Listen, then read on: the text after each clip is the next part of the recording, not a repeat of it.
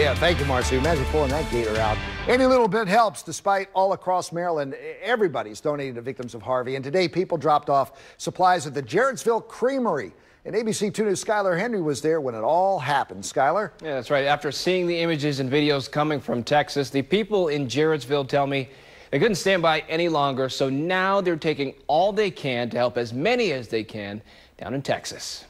As of on cue, the donations rolled in. A few bags to a lot of boxes. You get choked up. It's been that overwhelming. Alan Moyer couldn't help but to do something after seeing the damage unfold from the flooding in Texas. It's why he teamed up with Bill and Susan Stevenson, who run the Jarrettsville Creamery, for a food drive. Started out really small. I just wanted to take a motorcycle trailer down to Houston and just do something. I got a hold of the Jarrettsville Creamery, talked to Bill and Susan, and it just escalated there. The donations are already pouring in, as you can see, since you've been here today.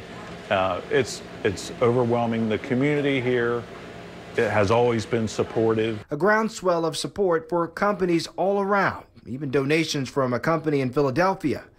The destruction touching people here with ties to Texas. One of my daughters has a close friend that is in the Houston area, so, I think of him and his family. And those who just wanted to help. I can't imagine living like that. Absolutely nothing. They have nothing left, so they need all the help they can get. Every little bit. A mantra that those at the creamery pride themselves on when times get tough. However small it may be as far as what we can do here in our community in relation to the big picture, it all helps. And that's what matters to us, and that's what we want to be involved in. I've been saying this all week. Any little bit helps. Now, these donations at the Jarrettsville Creamery will go on until September the 12th.